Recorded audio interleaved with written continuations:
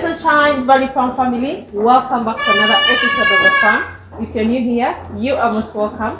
Please consider subscribing if you haven't already, and also turn your notification bells not to miss out on any episodes of the farm. And of course, to all our returning subscribers, thank you so much. Thank you so much for being part of the family, and also thank you so much for following our journey at Valley Farm. We really appreciate you guys so much, and thank you so much, of course, for those who have been recommending our videos to your friends and family. Kudos to you guys. Well, we are back at the farm. It's amazing. Beautiful morning. The sun is out. It's a dry season, but you know, we love it the way it is. We are here in the goat section, guys. I'm super excited to share with you guys the progress and what is really happening with our exotic goats, with the goats in general, and what we are doing at Valley Farm.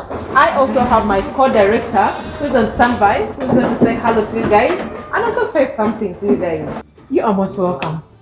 Wow, guys, I gotta tell you, in this heat, this unforgiving heat, it's always nice to be back at the farm for you to enjoy the breeze. And I gotta tell you guys, you know, when you're in business, no one tells you it's gonna be easy. We certainly don't tell you it's gonna be easy when you take this journey. But no matter how hard the journey gets, every once in a while you have to stop and smell the roses. In this case, you have to stop and smell your goats and understand what's in your paddock, understand what's actually in your pens. And when we come here, to know that the first order of goats here, we had 1 buck and 3 young females. And to see where these females that we got in the early days have produced already one that Captain Marvel who's only 5 weeks old. And we also have the super giants from the first batch. And all the other ones are just coming and they're accumulating. And I gotta say, it's a wonderful feeling. But apart from the personal pride and joy that we experience, that's the reason why we come to you guys to show you, as this guy's nibbling on my clothes, right? Speaking of which, look at this young buck here. Now, 5 weeks. 5 weeks. 5 weeks. That's why you buy genetics. That's why you invest. How is it? This guy's at least, I'm approaching at least 15 kgs plus. Oh my God, I mean, I'm a strong guy, I'm a big guy. But I don't know if I can hold him for more than 25 seconds here. I'm seeing you're struggling. But overall, I gotta tell you, people will try to impose their own convictions onto you. Quality is always going to be better than quantity. You understand? When it comes to farming, you all have to take your own journey. You got to follow the path your pocket can lead you. True. But sometimes you have to override your fear, bad information from less knowledgeable farmers than you, to actually invest in ways that even your friends, family members may not be familiar, right? But that's the beauty. When you travel that path and you happen to be right, that in itself is going to lead you to the head of the path. So when we got onto this, a lot of people thought we were crazy for making this type of commitment financially. The sacrifices that we make. Many of you guys don't even see. Let me tell you, when we leave our houses in the morning, guys, no restaurants are open. So many of the time, by the time we get to the farm, we're starving beyond belief. You know, because sometimes we don't even get anything in our stomach. No breakfast, no lunch, until like 2:30, 3 o'clock in the afternoon. And sometimes we get to the stage where we actually typically buy food. The food is gone. In fact, sometimes, even the other day, true story, we were on our way home. Typically, we survive on some chapatis along the way. And we've come to rely on this genius. And even the last time we were on our way home, looking forward to that snack, the lifeline. We got there, the shop was closed. And then before that, we used to eat something called ganja, which is the roasted plantains. There's many times that we get to that stage, if you get there like a minute after 2, there's no more. And then you can't just leave based on your lunch schedule. You have to sacrifice. Sometimes you sacrifice your belly, sometimes you sacrifice your personal comfort. But you know what? You have to be focused. You have to be tunnel vision. You know, in life, it's really bad to be, as they consider, stubborn. But when it comes to your business, that's the best quality you can have. You have to be stubborn. You have to believe in what you're doing. As long as your research is there, your team is there. Sometimes even some of these fake vets will lead you wrong. You understand? But once you believe in what you're doing, you keep going. Whenever there's a saying, you know, you guys, I don't want to keep rambling, but I want to make a very important point. You know, in the world of banking, we actually have an investment strategy. All the huge hedge funds follow this principle here. They tell you in the stock market, when everybody's zigging, you start to zag. When everybody starts to think this is the right time to get in the market, you as a savvy investor, even if you're sitting in a good position, you either hold or you exit. You understand? But when people are exiting out of fear, out of lack of information and experience, that's when you push your chips to the table. You understand? And this is no different than goat farming. This is no different than farming in general. You understand? Usually you get in when it's not as attractive to everybody else. Yeah. But then when you get in when it's not as attractive, you know what happens? You get the best deals, you end up with the best flocks, and by the time everybody starts to realize, oh, this might be a good business, let me get in. You're already fully entrenched, you're already established, now everybody's playing catch up. It's always best to be the leader.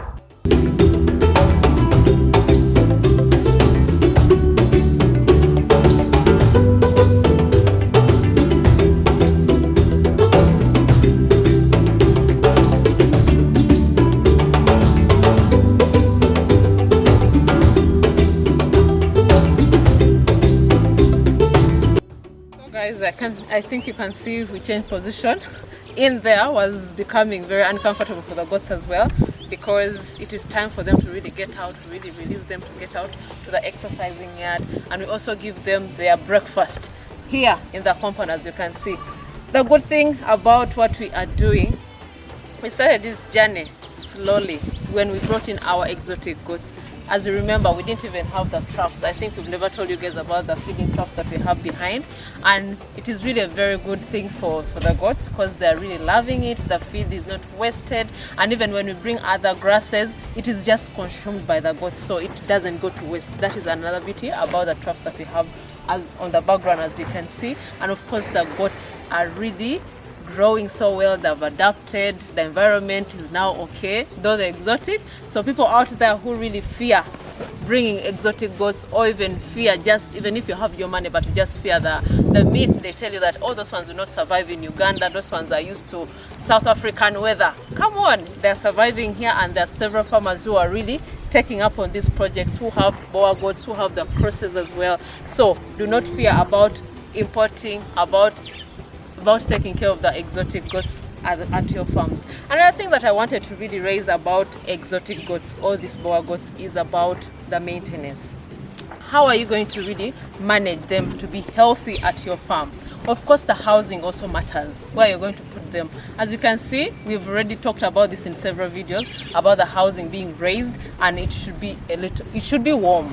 Yes, especially for the kids. When it's kidding season, you should make sure that the kids are in a very warm space. They have their own separate rooms. I know most of you have been really asking us, why do you guys separate the kids from their moms, especially in the night? We separate them because they need to be very comfortable, and of course to avoid accidents in the night when they're with the mothers, when they're maybe with other goats as well. So it is really safe for them to be in their own separate kidding area or kidding space. Put the grass, the dry grass, so that it can keep them warm, and also to avoid pneumonia, to avoid diseases that can be got from the other goats. Guys, here's something else I want to make sure I point out to you. Nobody want to waste money here. You understand? When it comes to it, the ideas of actually spending the money to build a raised house structure for your goats, it comes from a base of knowledge and experience. You understand? We know some people will give you conflicting information. That's okay. And for some people, keeping the goats on the ground may work for them, but these are going to be the same people that are going to complain, why are my goats going blind all of a sudden? How come they having all these diseases? Like, why are my goats are just suddenly dying and they don't know, right? I always tell you guys, in life, cheap is the most expensive currency. You know, when you go cheap, and again, we all have to start with whatever your pockets can handle. We get that. And of course, sometimes it's out of necessity. You have to start there. If you must start on the ground, you must start somewhere. But you have to have a plan. You have to actually have a vision board. You have to have a short-term goal, intermediate and long-term goal, right? You can start from wherever your pocket can afford, but just keep an eye for where it needs to be. You understand? So when it comes to it, right, there's a reason these goats are better off the ground, because when they urinate, you know, you can even test this for yourself. If you were to actually go behind your house and always urinate in that same spot, you come back 72 hours later, that urine is going to turn into ammonia, right? Yeah. So then, can you imagine for yourself, whether you buy the ammonia from the store for cleaning purposes or disinfecting purposes, if you can pour some ammonia in a cloth and hold it over your face to see if you can breathe, then let alone if you're standing there, you're sleeping in it. Is that going to be healthy for you? Absolutely not. If it's not good enough for you, it's not going to be good enough for your animals, okay? Now, we always tell you guys, when it comes to feeding your goats, yes, this is proof positive, okay? You can actually have a very limited space, but you're going to have to do what's called in the Caribbean and throughout, it's called a cut and carry system, where you literally go get your grass and you bring it in, you keep your goats confined. And there are a few reasons why you do such a thing. Number one, you limit their exposure to the elements, right? So when they're here in this section, they don't leave, they don't really go far to graze, they don't spend that much energy, and they're also not gonna come into contact with the typical parasites that's in the wilderness, right? So there are pros and cons to all. Find whichever one works best for you, based on your manpower, your money, whatever resources that you have. But by the same token, we do practice exactly what we preach. Our exotic goats, we typically like to keep them in, right? But then our other goats, they are more resilient, so they can go ahead and face the element. They can face the element to some degree. But even with these goats here, we also let them go to the other paddocks as well, right? So they're not just always confined here, but your goats need sunlight. They need to stretch their legs. You cannot always keep them confined. You understand? And so far, so good. The breeds are doing extremely well. And again, many of you always want to get the super giant goats, but it's okay to buy your goats young. Because when you get them young, they're easy. It's easier for them to adapt, to actually get used to the environment. And we actually learned that the hard way, because the first batch we brought in, we brought them fully grown, right? And then it took them a while to get adjusted.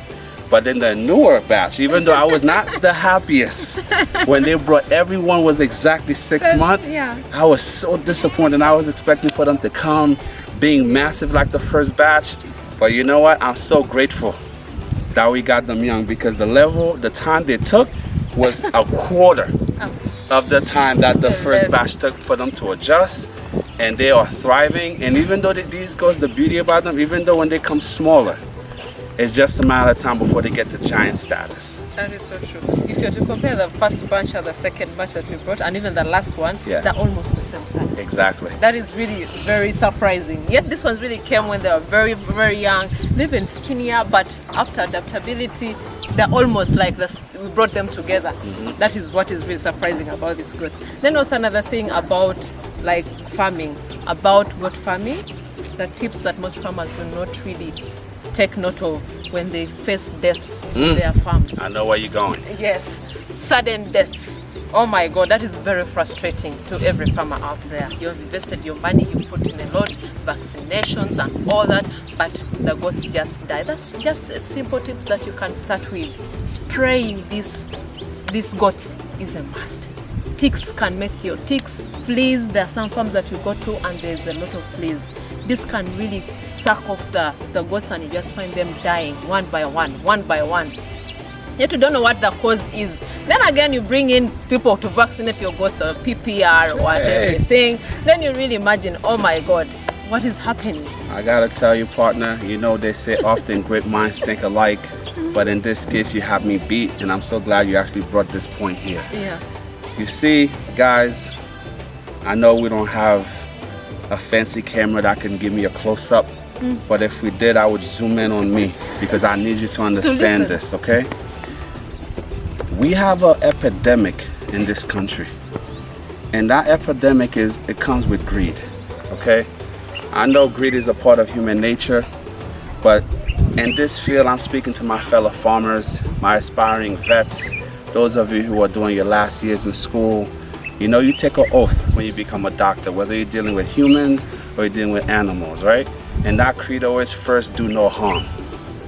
And in many instances, when people get into the field, somehow maybe they get short-term amnesia, and it becomes more about the money that they're gonna suck off from these poor farmers who are barely making it, living within the margin.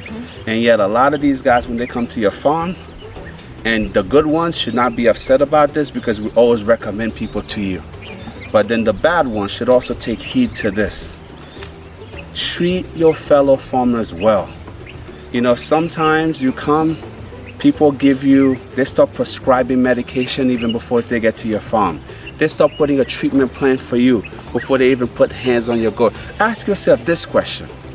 If you ever go to a doctor's office and that doctor is prescribing you medication before you get your x-ray, and they already give you a treatment plan before they even lay a hand on you, is that doctor really wanting to do what's right by you or what's right by his or her pocket?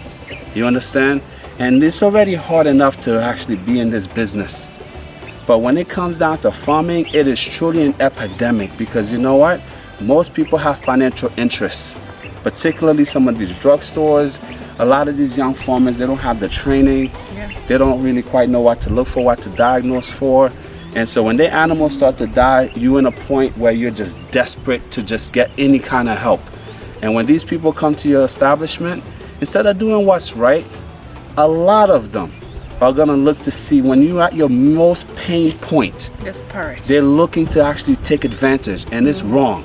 It should not be like that. You know, and because the only reason we can say this is not conjecture. This is not something that we're coming up with. These are things that also we experienced in the beginning. You understand? Where people will come to your farm, sometimes what you have to look out for, they'll collude with your managers. And some of these managers, even though you're giving them a very high salary, they will collude with some of these local vets to see how they can connive to take money from your operation. So in this case, it is upon you to pay some money for yourself, whatever you can afford, to learn your business, to understand the symptoms for yourself. So that way no one can just come onto your farm and start making up stories because they know that you don't know. You understand? And because the more you know, the more this business is going to become more enjoyable for you. I know this is kind of long-winded, but I wanted to make sure I make this point, okay?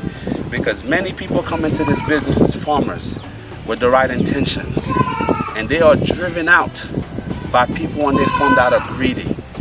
Especially when it comes to management. We always hear this, and kudos to people like Hamisi and other people we hear. We might not agree on everything, but when it comes to management, it is 100% accurate. Because you know what? You may have managers that are on your farm that are only there working only when you're on the ground. That's why we always tell you guys, do not be telephone farmers like everybody say. And those same managers, you think that's supposed to be a part of your team in terms of ownership and leadership, these are the same people that are going to turn your workforce against you. So you have to be careful. That's why you have to be on the ground. That's why you have to come off your high horse, and you have to speak to every member on your staff. Make sure that they understand they can come to you, because when you have managers that try to control access to you as the director, as the owner of your business, they don't want the workers to speak to you, that's the first red flag. Because these are the same people, when they can corral your staff where you don't really get to interact with them as much as you should because they want to control the flow of information, that's the first setup in the con. Because these are the people that they're going to have tied down so hard. Even when those workers see something wrong, they're not going to be able to feel free to come talk to you because the manager is controlling everything. And those are how they set you up for stealing from your farm. That's how they set you up for working with suppliers to your farm. That's how they set you up from actually start to steal your animals. And that's also how they set you up, especially if you're not on the ground, to pretend that they're on your farm, yet they're running town. They're calling you. You can't get them. You're calling them. You can't get them on the phone. But you won't have those problems if you are on the ground. Now, getting back to the drugs. That's another issue we have here. Very strong. Do you want to cover that one? You know, about drugs and vaccination, there's no guesswork here. Once you bring someone at your farm and they do the tests, they shouldn't just guess and tell you, oh, this is what I've really done, this is what I've assessed, this is what I think is happening here. Let's buy this drug, let's buy this and this, without you taking the test to the laboratories. In Uganda here, we have the government lab in Entebbe. It is free of charge. You can take your samples so that you can be able to get the right test, you get right feedback so that you can administer the right drugs. I think this is a major point for the vets that really come to our farms. They kill the animals at the end of it all, which is really very devastating. As a new farmer, as a farmer who has just started their goat farm, it really frustrates. You give up on the business. And sometimes they purposely mislead you. Sometimes, and again, I speak from experience. I know this is probably going to upset some people, but I got to tell you, when it comes to this, I'm too passionate about this subject, and I don't care who's upset. Because some of these vets will come to your farm, and they know what's wrong, but they will let it linger. They will purposely prescribe the wrong medication because they want the situation to get even more dire. They want to keep coming back. And in reality, they could have curbed the situation very early. Isolate, treat, and move on. But some of them just, again, they're so blind by money. They will let your animals die so they can sell you concoctions, so they can sell you drug combos that doesn't work. Especially when it comes to brucella, which is every farmer's worst nightmare. When you hear, your goats are infected with brucella. Guys, let me just tell you, if you're ever in a predicament where vets are coming to your farm and say, you know, they're a combination of drugs that can work. Well, brucella is basically the HIV version for goats. You tell me if there's a cure for HIV, then we can find a cure for brucella. But until that time is upon us, do not fall for the okie doke. No matter what they say, how they plead, don't fall for it, because you're going to end up losing so much money, and in the end you're going to come to the same results. Every goat that test passes it for brucella has to be dispatched. So don't fall for the tricks, okay? And of course, I want to make sure we talk about the drugs itself. There's also a very big epidemic here where you go to agrovet shops, you spend real money to buy drugs that you feel is authentic. Come to find out that these drugs are counterfeits. They're fake. A lot of the time you're injecting your animals with diluted oils and you don't even know. So that's the reason why we go the extra mile, where we actually go to places like Kenya, and we actually either go pick up medication for ourselves and we bring it here, or we work with trusted vets and trusted agrovet stores on that side to ship us and travel to go pick up, or they send here for us. Because a lot of the time when you end up with outbreaks at your farm, you're thinking you vaccinate. And in reality, you have not vaccinated. When it comes to vaccination, what any real vet will tell you, the prevention is better than you being reactive. So spend the money, get authentic drugs. I know it might cost you some money, but we in business, you have to invest in your business. Go to Kenya, find a trusted source here if possible. You understand? Get from that company. You understand? And make sure you vaccinate. That way you can keep your mortalities low, so your flock can grow, because that's the only way you're gonna make money and you're gonna survive. I know this has been a long-winded video, but we need to bring but as fellow farmers, if we don't tell you the truth, exactly, it's gonna be easy to deceive you. And we're not doing our jobs if we don't bring you the good, the bad, and the ugly. And you know what? Often the truth hurts. Some people might watch this video, they're gonna come for me and my partner here. But we have to tell you the truth. You know, as a country, as a movement, listen, we know some folks from the government do watch, and we appreciate the love and support. And if you're in a position of power, let's regulate these agrovet stores. Let's regulate some of these vets who are doing unscrupulous practices in this country, because this is too good of a field to cripple people coming in with unscrupulous practices in terms of vet care. Okay? So, anything else you want to add? This is just something that most farmers should really take note of. If you're employing people like the herdsmen who are going to take care of your goats, of course there are those who come and say that, you know, I have experience, I've worked in several farms, you know, I can take care of these goats very well. And if you have your protocol at the farm that is supposed to be followed and they feel like that is not going to work, they have their own way of understanding about the goat business, about how to take care of these goats. Do not listen to people who just come with their ideologies. If you have something put in place at your farm, your procedures, how you want your goats to be taken care of, that's what they should really follow up, because different farms do their different ways of farming. So this is another headache that we have faced here, that people come and they assume they have the experience, but indeed they don't know anything. They instead just make a lot of mistakes. And you know the worst thing, that's such another good point. I'm so sorry this video is going to be longer than usual. That is the most frustrating thing. You can hire a herdsman. That person have no clue about what they're doing, but yet they speak with such conviction. You would think that you're speaking to the Surgeon General of Veterinary Services, and yet they don't know anything. They're at your farm, they're gonna be freaking killing your animals, and they're learning on the job, and yet they think they know better than you. And even though these people know nothing about the field that they're in. So when you see that, when you see a manager, especially when they have a collaboration with the team, not necessarily to work, but like it's the mentality of the workers, it becomes the manager versus the owners, you need to fire everybody at that farm. Because if you let that go, no matter how many of those people you get rid of, if you don't make a clean break, that poison is gonna continue to permeate throughout your staff. And the moment you actually find that clique mentality take root at your farm, no matter how much you may like someone, you have to appreciate your business even more. So take heed to this. This is not to attack anyone. This is just simply to put the information out there. We want to advise you guys, you do with this information what you will. You understand? When it comes to the flock of your animals, don't trust anyone. Don't trust your friends. Don't trust people that pretend to be your business partners. No one should be able to talk to people at your farm.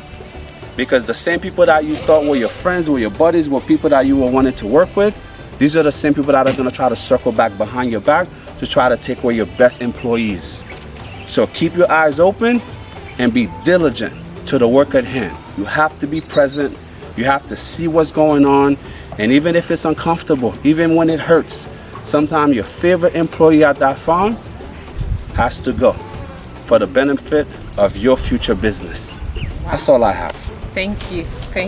Guys, these are really tips that we really experienced, and I hope you guys have really learned something from this video. You can also share with us your experiences from your farms, because we really also want to learn from you guys some things that we've not really faced here but you guys have faced. You can also write them down below so that we can read and also learn from them. And also this helps our community, our family here, to also learn, upcoming farmers to also learn from our general experiences, because we are here to share everything with you guys. So guys, if you haven't already, please go check out our social media platforms as well.